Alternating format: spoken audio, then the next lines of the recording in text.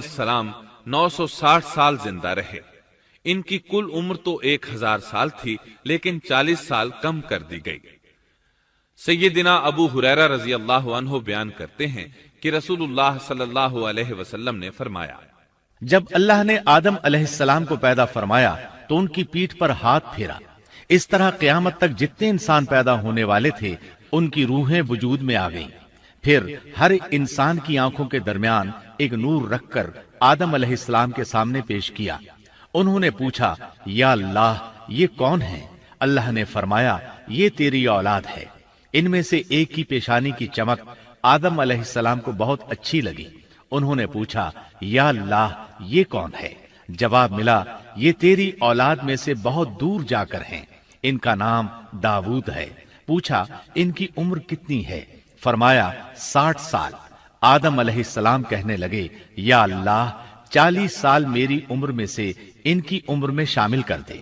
اس سلسلے میں دوسری روایت یوں آئی ہے، جب آدم علیہ السلام کی روح قبض کرنے کے لیے فرشتہ آیا تو وہ کہنے لگے، میری عمر میں تو ابھی 40 سال باقی ہیں۔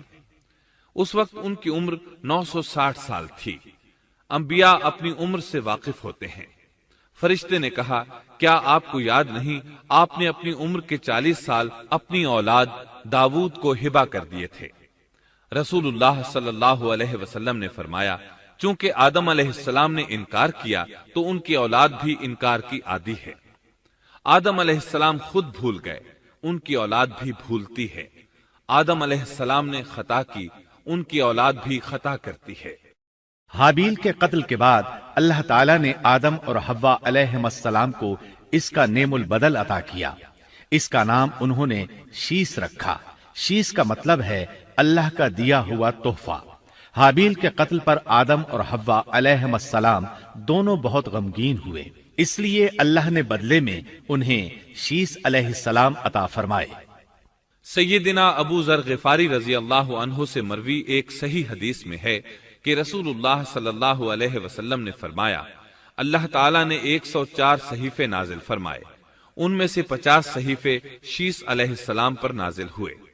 ان صحیفوں میں ایسے قوانین، اصول اور ضابطے تھے جن سے انسانیت کی زندگی منظم ہوتی ہے۔ شیس علیہ السلام نے آدم علیہ السلام سے علم حاصل کیا، لیکن آدم علیہ السلام کا تمام علم وہ حاصل نہ کر سکے، اس لیے کہ آدم علیہ السلام نے بالمشافہہ اللہ تعالیٰ سے علم حاصل کیا تھا، اور بہت سی اشیاء کا علم اللہ تعالیٰ نے انہیں سکھا دیا تھا، اس لیے وہ تمام علماء سے بڑھ کر عالم تھے۔ شیس علیہ السلام نے آدم علیہ السلام سے علوم سیکھ کر لوگوں کو سکھائے۔ لوگوں نے ان سے مختلف علوم، فنون اور پیشے سیکھے۔ انہیں شہروں میں رہنے سہنے کے بارے میں تعلیم دی، دن رات کے حسابات سے انہیں آگاہ کیا اور انہیں بتایا کہ کن اوقات میں وہ اللہ کی عبادت کریں اور عبادت کے طریقے انہیں سکھائے۔ احادیث میں اس کی وضاحت ملتی ہے۔ امام احمد رحمت اللہ علیہ بیان کرتے ہیں کہ ابو زمعہ سعدی کہتے ہیں کہ انہوں نے مدینے میں ایک شیخ کو لوگوں سے کلام کرتے دیکھا تو ان کے متعلق پوچھا، یہ کون شخص ہے؟ لوگوں نے بتایا کہ یہ ابی بن کعب رضی اللہ عنہ ہیں، بڑے صحابہ میں ان کا شمار ہوتا ہے، تمام مسلمانوں سے بڑھ کر قرآن اور اس کی تفسیر کے عالم ہیں۔ ابو زمعہ فرماتے ہیں کہ ابی بن کعب رضی اللہ عنہ اس وقت یہ واقعہ بیان کر رہے تھے کہ جب آدم علیہ السلام کی وفات کا وقت قریب آیا تو انہوں نے اپنے بیٹوں سے فرمایا، میرا جنت کے پھل کھانے کو جی چاہتا ہے۔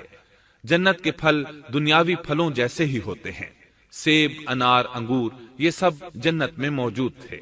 جنت کے اور دنیا کے پھلوں میں فرق یہ ہے کہ دنیاوی پھل بدبودار ہو جاتے ہیں، جبکہ جنتی پھل کبھی بدبودار نہیں ہوتے۔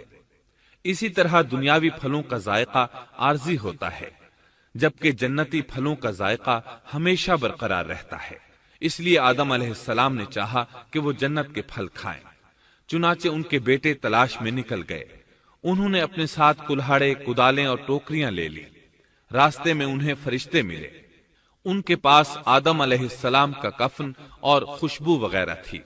انہوں نے پوچھا، آدم کے بیٹو کس چیز کی تلاش میں ہو، کہاں جا رہے ہو؟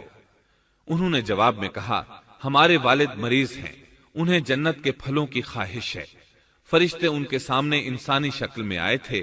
ان کی بات سن کر بولے واپس جاؤ، تمہارے والد فوت ہونے کے قریب ہیں.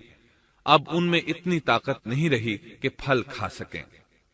جب فرشتے آدم علیہ السلام کی روح قبض کرنے کے لیے آئے تو حوا علیہ السلام نے انہیں پہچان لیا. وہ بلند آواز سے آدم علیہ السلام کو پکارنے لگی، ان کے ساتھ چمٹ گئیں. آدم علیہ السلام بولے مجھ سے الگ ہو جاؤ، پہلے بھی مجھے تمہاری وجہ سے مصیبت پہنچی تھی، میرے اور میرے رب کے فرشتوں کے درمیان سے ہٹ جاؤ. پھر فرشتوں نے آدم علیہ السلام کی روح قبض کی، انہیں غسل دیا، کفن پہنایا، خوشبو لگائی، آپ کی قبر کھودی. پھر انہوں نے آدم علیہ السلام کی نماز جنازہ ادا کی. اس کے بعد انہیں قبر میں اتارا، پھر اوپر مٹی ڈال دی اور بولے آدم کے بیٹو، تمہارے لیے یہی طریقہ ہے. اس وقت تک لوگ کفن دفن کے احکامات سے واقف نہیں تھے.